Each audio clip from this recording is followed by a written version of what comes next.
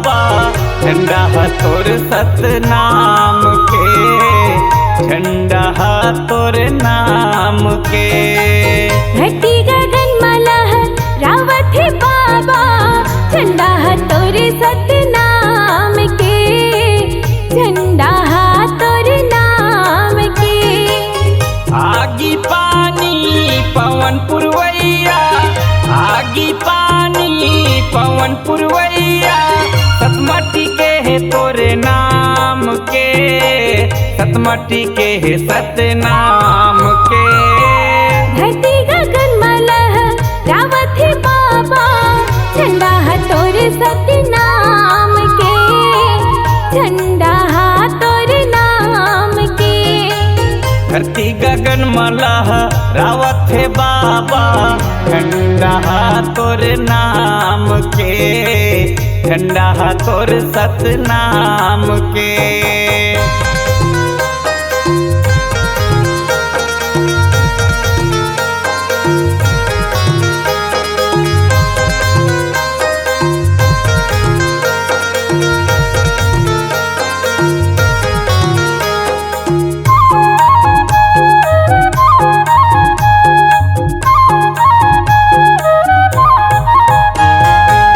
धन है माता अमरवती नहा, धन है पिता महंगूदास हा, धन है पिता महंगूदास हा।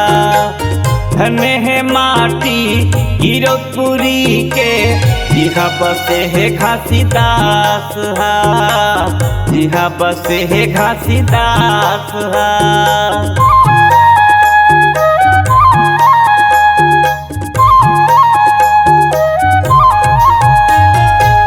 धन है माता अमरवती नहा, धन है पिता महंगूदास हा, धन है पिता महंगूदास हा। धन है माटी गिरपुरी के, यहाँ बसे है घासीदास हा, यहाँ बसे है घासीदास हा। कंठी जनेवा सादा के चंदन, कंठी जनेवा सादा के चंदन, गुरु के दिए पहचान है, बाबा के दिए पहचान है। घटी गगन मलह रावत है बाबा झंडा तोर सतनाम के, झंडा तोर नाम के। गली गली मलह रावत है बाबा झंडा तोर सतनाम के, झंडा तोर नाम के।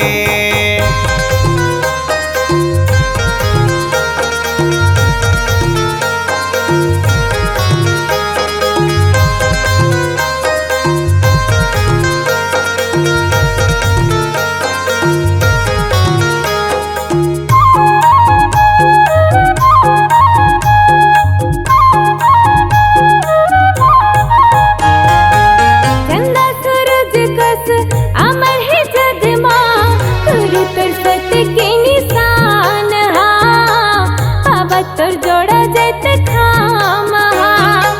धरती के कोरा मां रही जुग जुग गुरु तोर अमृत ज्ञान हा, बाबा तोर लाने सतनाम हा।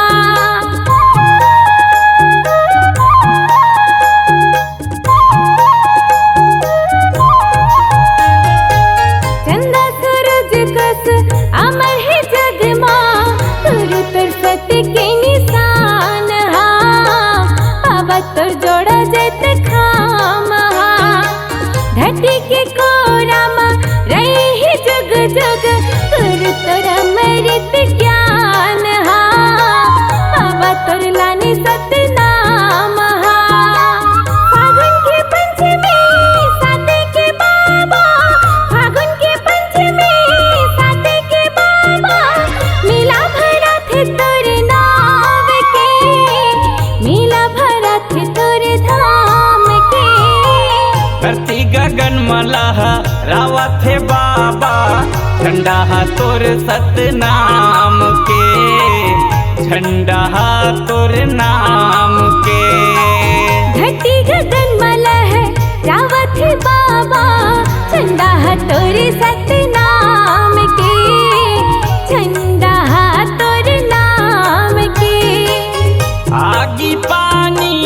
पवन पुरवैया आगी पानी पवन पुरवैया सतमटी के है तोरे नाम के सतमटी के है सतनाम के धरती गगन मलह रावत है बाबा झंडा है तोरे सतनाम के झंडा है तोरे नाम के झंडा हा तोरे सतनाम के झंडा हा तोरे नाम के झंडा है तोरे सतनाम